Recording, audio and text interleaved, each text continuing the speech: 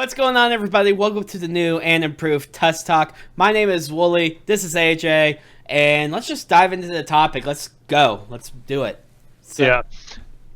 So the topic today is the Rule 19. I almost said Title 19. That's wrong. Rule 19 usage during the confirmation hearing of Jeff Sessions, who is now the Attorney General, I believe. Yeah, he was going for the Attorney General. Did they make a vote on that yet? Yeah, they wound up voting him in. Okay, that's why I figured. Matter of fact, let me look that up. But let's just talk about the whole Elizabeth Warren let her speak or whatever the hashtag is. Oh, that's been going around. But so essentially, what happened is, Elizabeth Warren, the almost de facto leader of the Democrat Party nowadays, and CNN's going to play the video without me telling it to. Because automatic video should be a thing. But anyway, she was reading a letter from Coretta Scott King, the widow of Martin Luther King Jr. Or was it the widow or the wife? I don't remember. But I think it widow. might have been the widow. I think this was after Dr. King was assassinated. So basically, she tried to read verbatim the 9-page letter of Coretta Scott King's statement from 1986. Yeah, and this was about Senator Jeff Sessions before he was senator. Whenever they're trying to confirm him as a federal judge. Yeah, for the U.S. District Court in Alabama. And verbatim, it uses a lot of very sharp language directed towards Mr. Sessions, and by all rights, she felt the need to say it, and she's not running for public office, so she can say whatever she wants. But when Elizabeth Warren, senator from Massachusetts, yes, she basically was reading it verbatim and used the direct quotes of that sharp language directed towards Mr. Sessions. The first time the president of the Senate spoke up and said that you're in violation of Rule 19, don't let it happen again. Yeah, basically gave her a warning. And she kind of resisted to it at first. We'll leave a link down to this video from C-SPAN where it's completely unedited. It starts basically about a minute before she gets the warning and kind of goes all the way through until they start doing roll call to vote on, I guess, the appeal. Because later on, Majority Leader Mitch McConnell comes in and invokes Rule 19 on her about 22 minutes after the first warning. So yeah, because let's face it, nobody was there. Yeah. So essentially, what happened is that I'm guessing that as soon as she said the words that were offensive, the rest was stricken from the rules, or was that I don't know quite how that works, but she was basically barred from speaking against Jeff Sessions for the remainder of the vote for Jeff Sessions. Yeah. Now, whenever we watched it together, it seemed like it was kind of a half and half. Like half of it was against Mr. Sessions, and half of it was against President Trump, which still feels weird to say today. Yeah. So, yeah. I guess. Go ahead. Let me say this. There's a lot of people that are trying to argue, and she made this argument whenever she got the warning, that she was reading a letter, that she was reading an article that talked about Sessions, that it wasn't her words, it was the words of other people. But during the warning, she was warned that any article, any material that talks about it is also falls under Rule 19. So she could not actually talk about this using the quotes. She had to work her way around it, which she just kept reading verbatim. I'm actually going to go ahead and put Rule 19 up on the screen here.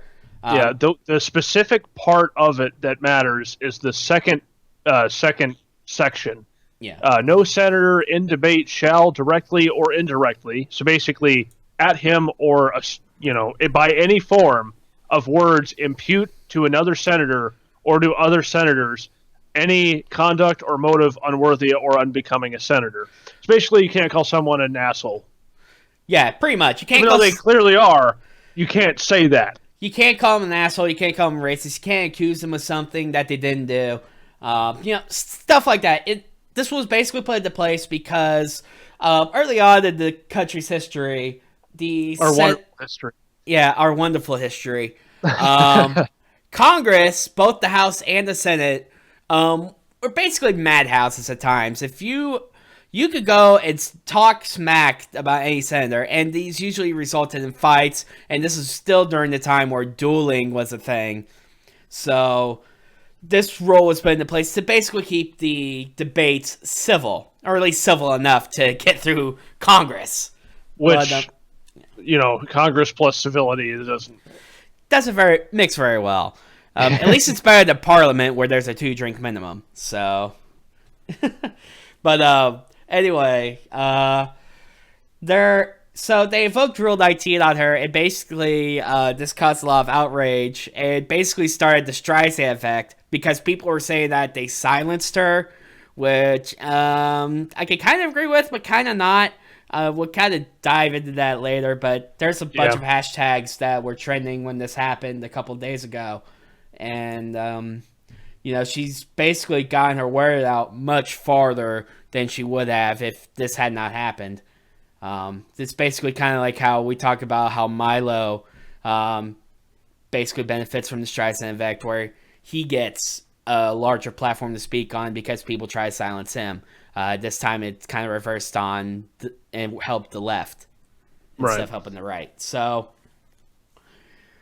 I'm going to go ahead and ask the first question then. And this is kind of something we kind of talked about yesterday prior to recording.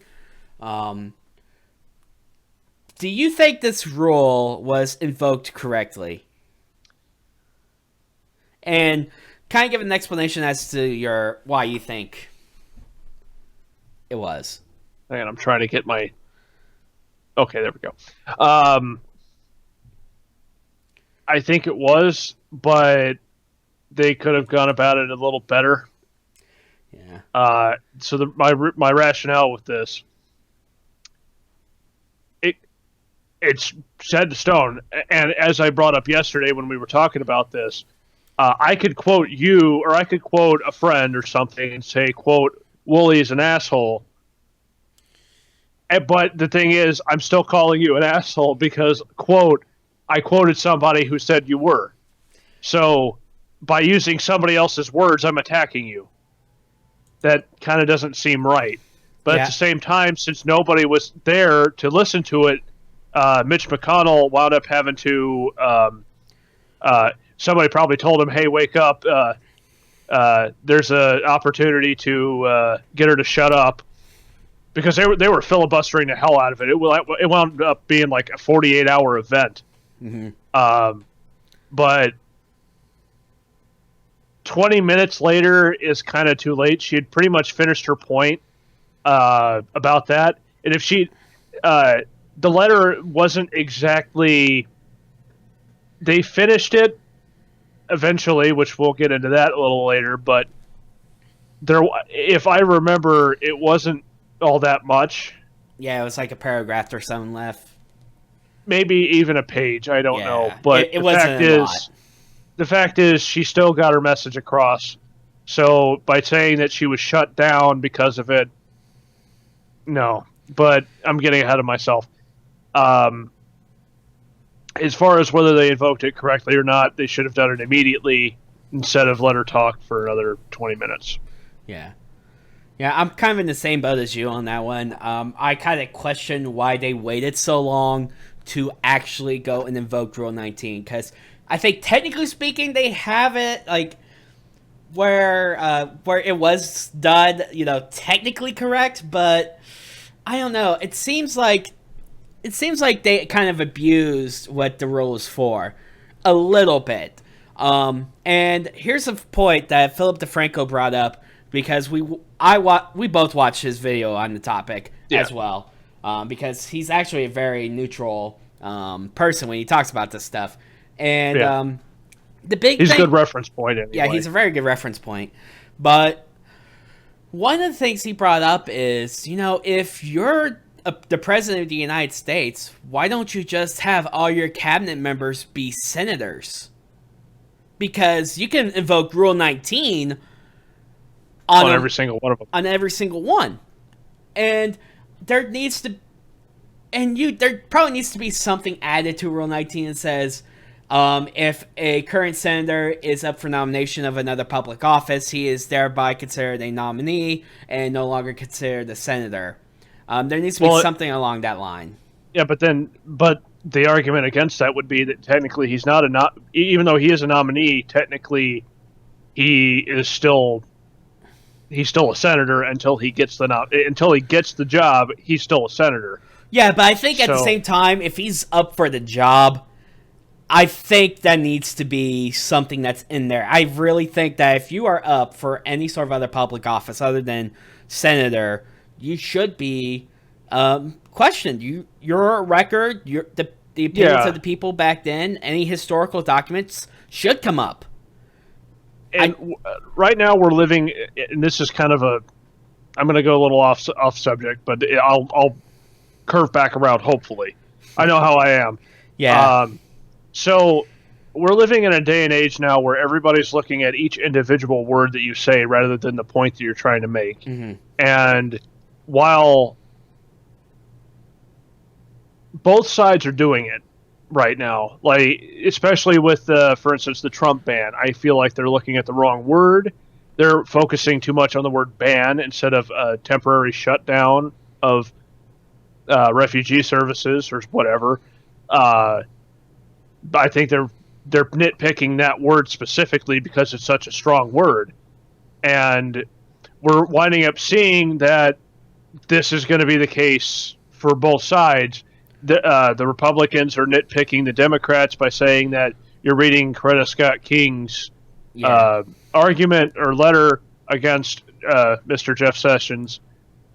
So, yeah, and I think another point that needs to be brought up is this country is so polarized politically that anything that the Democrats try to do, the Republicans shut down, and vice versa. It's just one of those things, like, they were going to go after Elizabeth Warren regardless, just because she is probably the harshest critic of Trump, as well as she's probably the biggest threat to any Republican ruling in this country. Yeah, because as I said, she's more or less behind Bernie Sanders, she is more or less the de facto leader of the Democratic Party. Now, there's other mainstream candidates too that I could throw in there, but as far as the power far left, we're talking Elizabeth Warren and Bernie Sanders. Yeah, as far as like the following and the respect that she has amongst the Democrats, she's up at the top. She's probably one of the top 3 Congress people, senators or House reps out there right now that have any sort of respect in the Democratic Party, and respect just in general. I mean, I may not agree with her position on a lot of topics, but I kind of respect her. She's a very strong leader. She will talk your ears off to prove her point. Exactly. And she will make sure that her point's heard several times over. And especially as we saw later on, whenever she went on Facebook and posted a video of her reading the rest of the letter that she wasn't allowed to read, even though she read about 3/4 of it, she will do whatever it takes. Now, I don't know whether or not they will invoke some sort of different rule, because she went, after the session ended, she went out and talked more smack about it.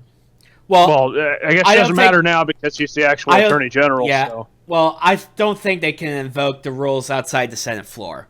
Yeah. That's what it seems to be. I mean, because at that point you're starting to infringe on free speech rights, as well as this rule is meant for debate purposes. Right. Yeah. So I really don't think they revoked any sort of rule just because she posted a Facebook video. I honestly don't. Otherwise, any sort of TV interview that is done that they try to invoke a rule on, like every TV interview would not be allowed. You know what I mean? Because they talk smack. Shit a lot. Oh gosh, whether it's on Fox or NBC, doesn't matter. They talk smack about the other side constantly in this country, and no TV interview would be allowed. But I kind of want to talk about some sort of it's related to the topic, and I touched on this with you before we started the recording. But there is an argument going around that's based on identity politics, and you know how I am, and you're kind of the same way. But they're saying that the Republicans were shutting down a woman, that men were shutting down a woman from speaking, and they're kind of pointing at, obviously the invoking Rule 19, but also there was a Democratic senator who followed up after the rule was invoked and after they basically shut down Elizabeth Warren as AJ turns away, that read the remaining part of the letter, and AJ!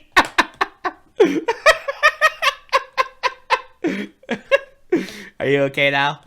Uh-huh. Okay. Well, and they basically pointed out, they shut down a woman, but when a man finished the letter, they didn't do anything.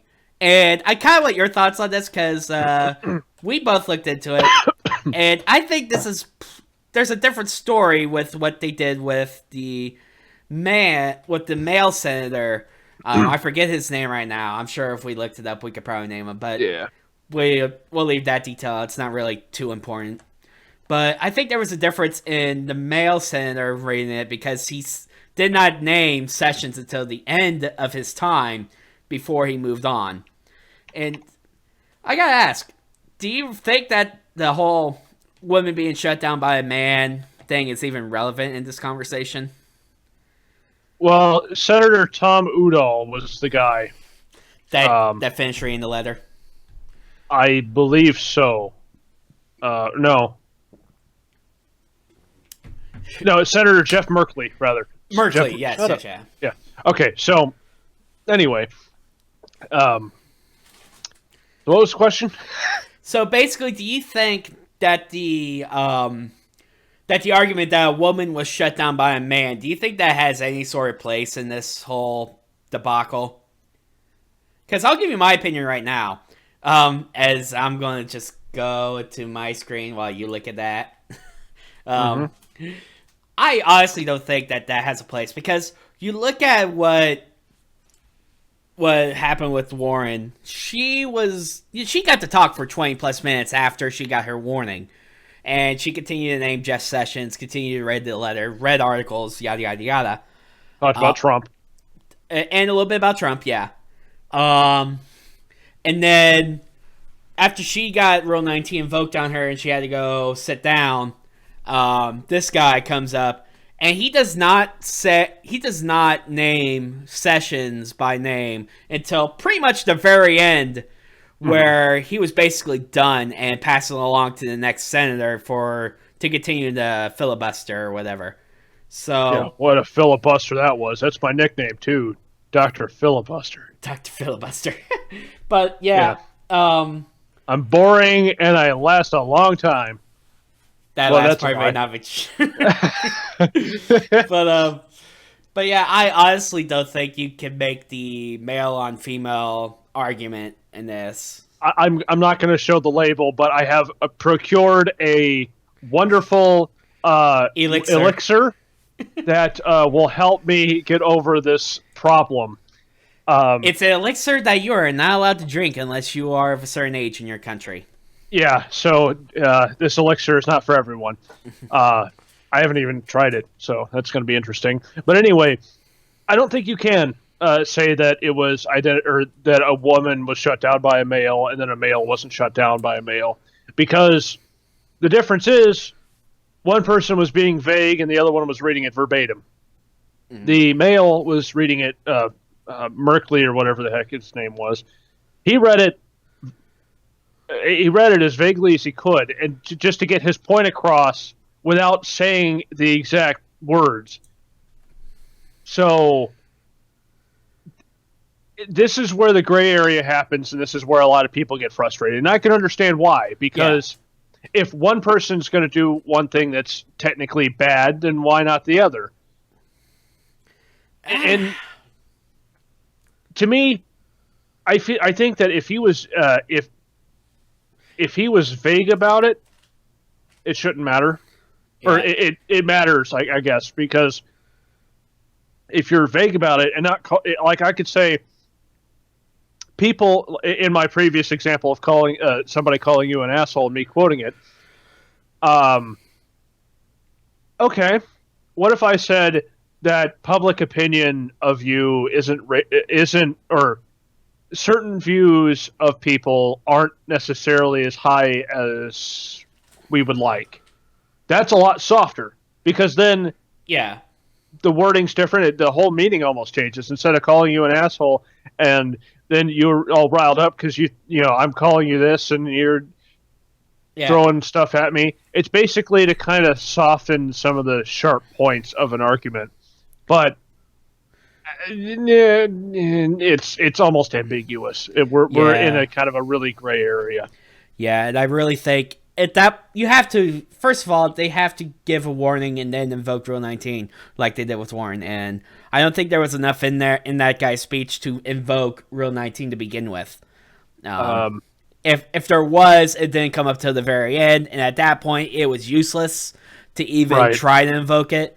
Because he name dropped it. Yeah, he finished it right after he name dropped, and then passed it along to the next senator. So now, okay, I'll say this: the wording with this is accurate in that, it's accurate in that it's relative. How do I put it? It's not directly needling him. It's more of a soft blow, or it's basically saying, "I feel this way." Right. And the quote that he said was, "I do not believe Jefferson Sessions possesses the requisite judgment, competence, and sensitivity to the rights guaranteed by the federal civil rights laws to qualify for appointment to the federal district court." And that was the quote from the letter. Yeah, there's a direct quote from the letter, the end of it, and that's more of a fair statement. That's more of, I feel like he's not qualified enough for this position because reasons X, Y, and Z. And then he might have talked for a couple minutes afterwards and then ended it, before McConnell or anybody could come in. But what she had said, what Elizabeth Warren had said, the actions taken by Mr. Sessions in regard to the 1984 voting fraud prosecutions represent just one more technique used to intimidate black voters and thus deny them this most precious franchise. Basically, she's alleging that he prevented black people from voting. Right, and that would be something that would be unbecoming of a senator. Yeah, you can't say you're basically you can't call somebody a racist even though you really want to. And he very well might be a complete racist. He could be a big D-bag, but you can't say it on the Senate floor. Right. So, guys, I think we need to end it here. Otherwise, we're going to just go over what time limit we have. We're about 20 plus minutes in. Like 22. 22 minutes in. That's how long between warning and invoking. So, guys, we're going to let you guys discuss in the comments. First off, was Rule 19 invoked properly? And two, is there a gender argument that needs to be had? Personally, we don't think, just from you guys can tell from our conversation, we really don't think there was really much of a gender thing. It's more of how things went down in this in the actual arguments. We will also have all the relative links. Really, we only have about 2 or 3 of them. The C-SPAN video, which is for what happened with Elizabeth Warren, as well as the actual Rule 19 from the Senate rolls. You guys could go check that down in the description down below. And also, I'm gonna also add that we have there's an article from NPR that actually has the letter that you can read on your own leisure. So, and I bit my tongue when I said that. But anyway, Oof. guys, we're going to go ahead and sign off. Make sure to like, comment, subscribe, join the conversation. But, guys, this is going to be the new Test Talk. I hope you guys enjoyed. My name's Wooly. That was AJ, and we're out. Peace.